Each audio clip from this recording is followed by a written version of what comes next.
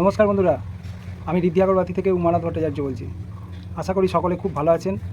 আমিও যথেষ্ট ভালো আছি। আমি আবার একটা সুন্দর ভিডিও নিয়ে এসেছি আপনাদের কাছে। আশা করি এই ভিডিওটা আপনাদের সকলের ভালো লাগবে। বিষয়টা হচ্ছে যেটা, যে আপনারা সকলেই লক্ষ্য করে দেখেছেন যে ভারতবর্ষের বিভিন্ন রাজ্যের ধূপকাঠি কোম্পানিগুলো পশ্চিমবঙ্গে কিন্তু ব্যাপক পরিমাণে ব্যবসা চালিয়ে যাচ্ছে। ঠিক সেই জায়গায় দাঁড়িয়ে পশ্চিমবাংলার যে সকল কোম্পানিগুলো রয়েছে তারা কিন্তু সারা ভারতবর্ষ জুড়ে ব্যবসা করতে পারছে না, বেশিরভাগ কোম্পানির ক্ষেত্রে আমি বলছি। তো তার কিছু সমস্যা, তার কিছু কারণ যেগুলো এগুলোর জন্য বাধা হয়ে দাঁড়াচ্ছে, সেই কারণগুলো নিয়ে আজকে আমার আলোচনার বিষয়, যে কেন আমাদের বাংলার যে সকল কোম্পানিগুলো রয়েছে এই কোম্পানিগুলো ব্যাপকভাবে সারা ভারতবর্ষ জুড়ে ব্যবসা করতে পারছে না। বর্তমানে ব্যাঙ্গালোর, গুজরাট তথা আরও বেশ কিছু রাজ্য রয়েছে, যে সকল রাজ্যগুলো সারা ভারতবর্ষ জুড়ে কিন্তু তাদের ধূপকাঠির ব্যবসা চালিয়ে চলেছে।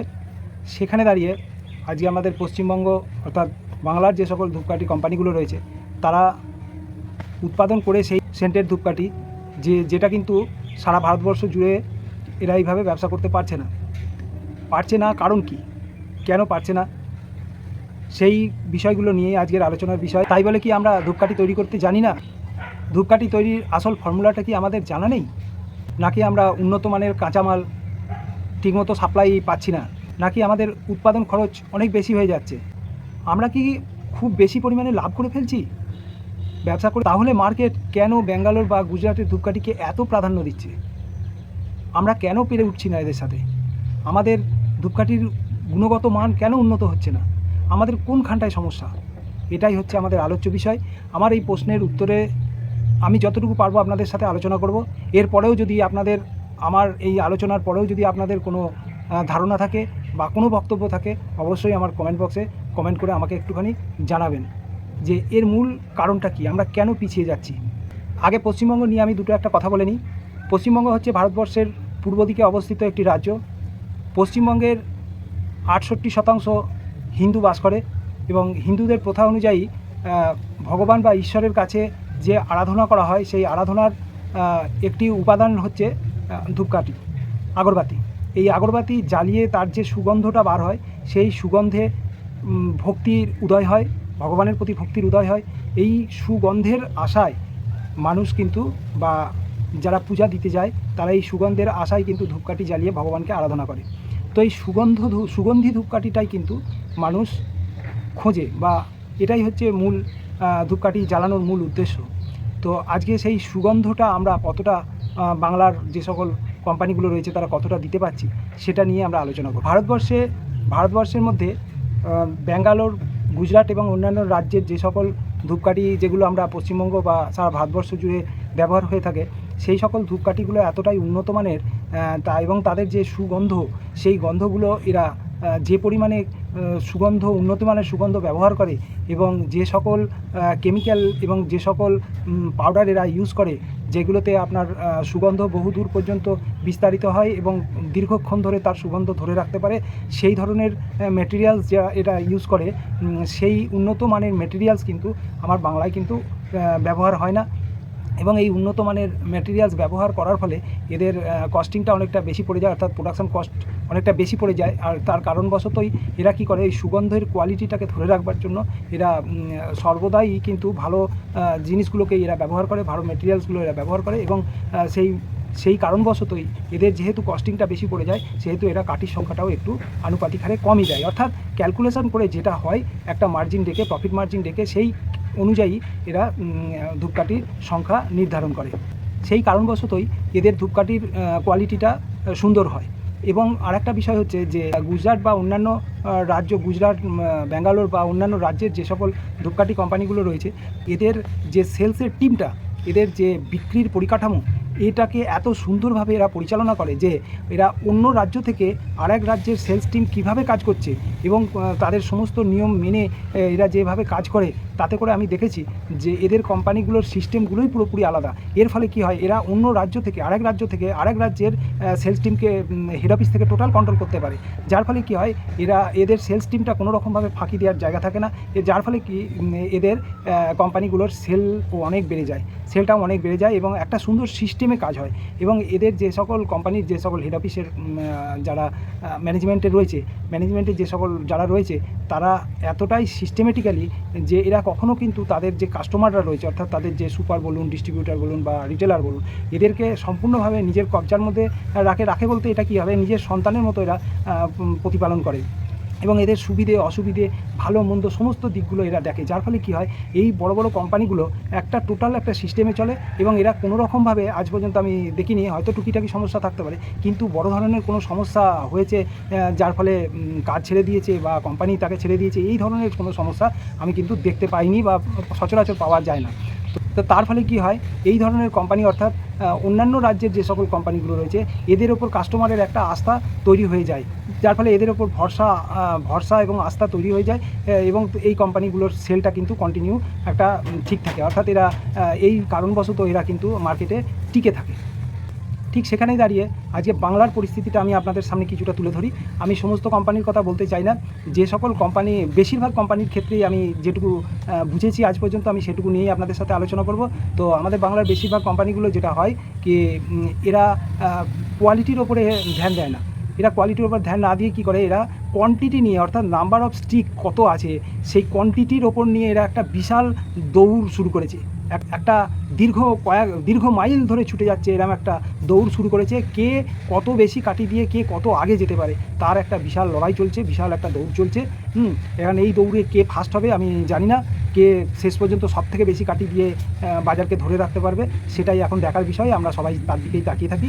তো এই কোয়ান্টিটির দিকে যখনই চলে যাচ্ছে তখনই ন্যাচারালি কোয়ালিটি নষ্ট হয়ে যাচ্ছে, আর কোয়ালিটি নষ্ট হওয়ার ফলে কাস্টমারের কিন্তু আস্থা নষ্ট হয়ে যাচ্ছে এই কোম্পানিগুলোর উপরে।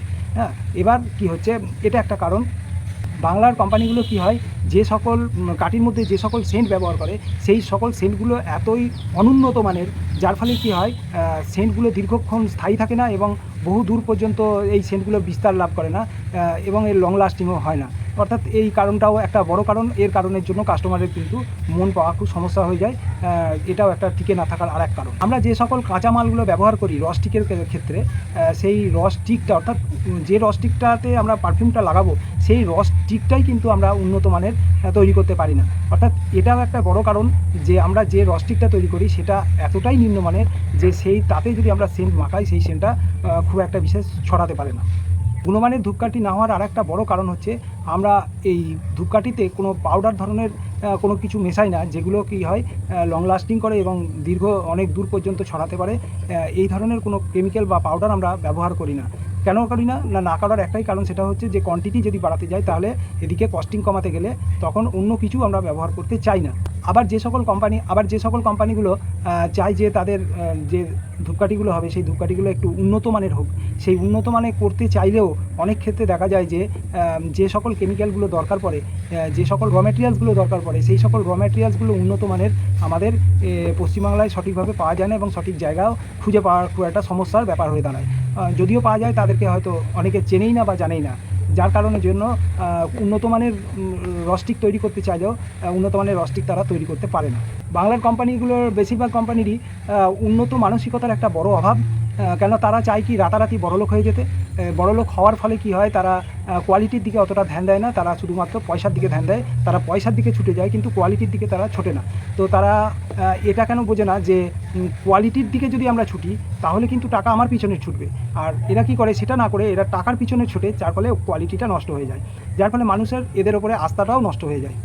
বাংলার বেশিরভাগ কোম্পানি কি হয়, সেলস টিমের যে সিস্টেম সেই সিস্টেমটা সঠিক পদ্ধতিতে হয় না।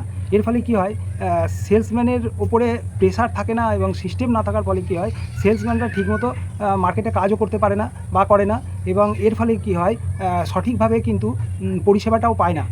ডিস্ট্রিবিউটাররা যারা রয়েছে তারা কিন্তু সঠিকভাবে সেল সাপোর্ট না পাওয়ার ফলে মার্কেটে কিন্তু সঠিকভাবে মালটা ডেলিভারিও হয় না এবং ঠিকমতো দোকানে যদি তাদের মাল না দিতে পারে তাহলে দোকানদারদেরও একটা নেগলিজেন্সি থেকেই যায়। সেলসের যদি চাপ থাকে অটোমেটিক্যালি দোকানদারেরও একটা চাপ থেকে যায় যে সেই মালটা বিক্রির ওপরে।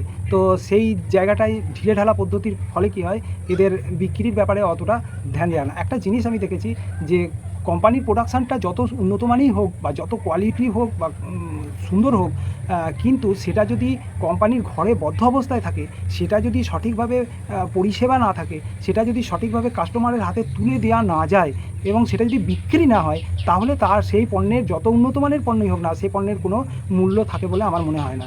তো এটাই হয় যে কেউ যদি সুন্দর করেও থাকে, তাদের কিন্তু সঠিকভাবে সেল সাপোর্ট না পাওয়ার কারণে কাস্টমারের হাত পর্যন্ত সেই মালটা সঠিকভাবে পৌঁছায় না। আর এর ফলে কী হয়, কোম্পানিগুলো দুমড়ে মুচড়ে শেষ হয়ে যায়।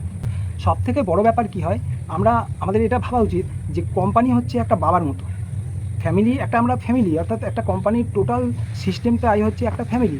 তো সেই ফ্যামিলিতে কোম্পানির ম্যানেজমেন্ট হচ্ছে বাবা মায়ের শাসন বা বাবা মায়ের কী বলবো, বাবা মায়ের স্নেহের মধ্যে দিয়ে তৈরি একটা পরিবার। সেই পরিবারের মধ্যে যারা সুপার, যারা ডিস্ট্রিবিউটার, যারা রিটেলার এবং যারা কাস্টমার, যারা আপনার পণ্যটা কিনে ব্যবহার করবে, সেই পাবলিক কাস্টমার, এরা সবাই কিন্তু এই একটা কোম্পানির একটা পরিবারের মধ্যে বদ্ধ থাকে এবং এই টোটাল পরিবারের হেড হচ্ছে কোম্পানির ম্যানেজমেন্ট। এবং এই কোম্পানির ম্যানেজমেন্ট যদি ঠিক না হয়, কোম্পানির ম্যানেজমেন্টের মূল উদ্দেশ্য যদি হয় যে তার এই সন্তান বা তার পরিবারের যে যারা ছোট রয়েছে তাদের কাছ থেকে চুষে খেয়ে নেওয়াটাই হচ্ছে তাদের মেন উদ্দেশ্য, হ্যাঁ, তাদেরকে লক্ষ্য না দেওয়াটা, হ্যাঁ, তারা কী করছে, তারা লাভ করছে, কোথাও লস হচ্ছে, তাদের কী সমস্যা হচ্ছে, এই ব্যাপারগুলো না দেখে শুধুমাত্র তাদের কাছ থেকে পয়সাটা যদি কোম্পানি একবার যা হোক করে পেয়ে যেতে পারে, তাহলেই ব্যাস কোম্পানি কোথায় সাকসেস হয়ে গেল। অর্থাৎ একটা শর্ট টাইম ইনকামের চিন্তাভাবনা কোম্পানিগুলো কখনো লং টাইম চিন্তাভাবনা নেই যে না, আমি যদি একে ঠিকঠাক পরিষেবা দিই, একটা ডিস্ট্রিবিউটার বলুন, একটা সুপার বলুন, একটা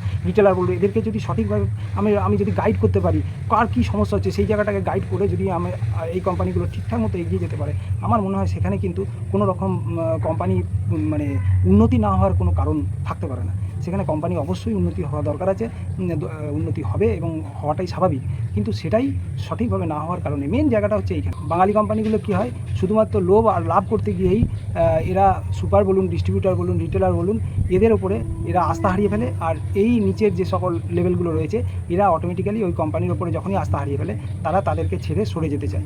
আর সরে যাওয়ার ফলেই কী হয়, এই কোম্পানিগুলো আবার সেই পুরো যে থাম্বার ওপরে দাঁড়িয়ে থাকছিল, সেই থামগুলো একে একে যখনই ভেঙে পড়বে, তখনই কোম্পানি অটোমেটিক্যালি ধস নেমে গিয়ে ভেঙে চলে যায়। যার ফলে কী হয়, বাংলায় কোম্পানিগুলো কোনো রকমভাবে উন্নতি করতে পারে না এবং প্রতিষ্ঠিত হতে পারে না। এটাই হচ্ছে আমাদের বাংলার কোম্পানিগুলোর সবথেকে বড় সমস্যা। জয় বাংলা, জয় ভারত।